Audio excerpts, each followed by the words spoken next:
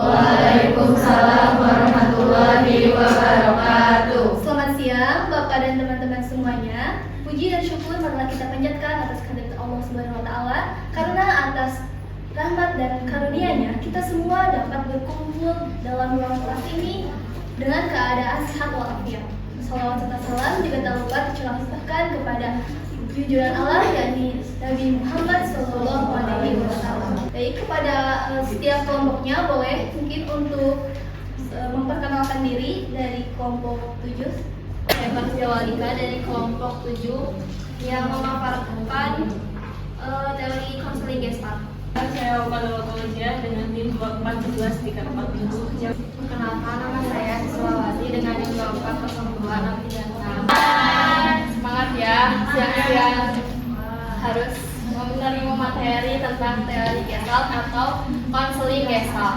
Yang pertama pasti kita akan membahas mengenai tokoh utama dalam penggagas atau pencetus teori Gestalt ini, yaitu Fritz Perls. Beliau lahir di Berlin pada tahun 1893, merupakan orang dari keturunan Yahudi. Dia belajar di Universitas Freiburg dan memperoleh gelar medis tahun 1920. Terus beliau belajar psikoanalisis di Berlin dan di Wina. Nah, dalam proses pertumbuhan Perls ini, beliau mendapatkan perlakuan yang tidak mengenakan dari kedua orang tuanya. Beliau tumbuh dari orang tua yang sering bertengkar, yang sering melimpahkan pertengkarannya kepada Perls. Apa sih Perls ini mencetuskan teori tentang Gestalt? Yang pertama itu karena pengalaman pribadinya yang tidak mengenakan dari kedua orang tuanya. Yang kedua, Perls ini hidup pada Nazi berkuasa di Jerman.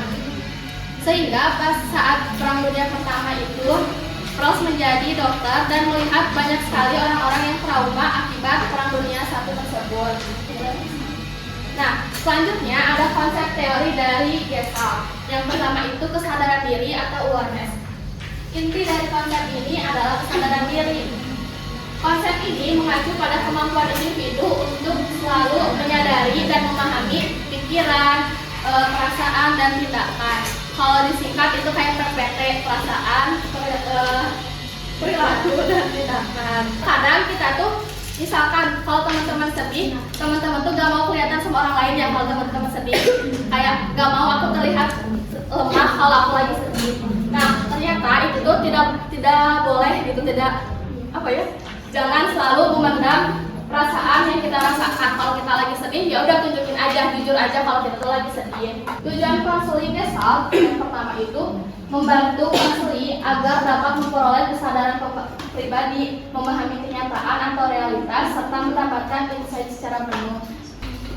Nah, selanjutnya itu karakteristik permasalahan Gestalt ada 3. Yang pertama, kurangnya kesadaran diri tadi. Balik lagi ke konsep teori ini tentang kesadaran diri. Nah, permasalahan yang pertama itu kurangnya kesadaran diri menyebabkan seseorang tidak mengenali emosi atau pola perilaku yang merugikan dirinya sendiri.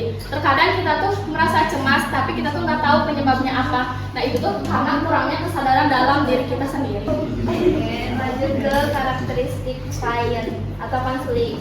Jadi konseling itu memiliki beberapa karakteristik, di antaranya itu ada 5. Yang pertama itu ada kesadaran diri atau self awareness. Ada tanggung jawab pribadi atau personal responsibility.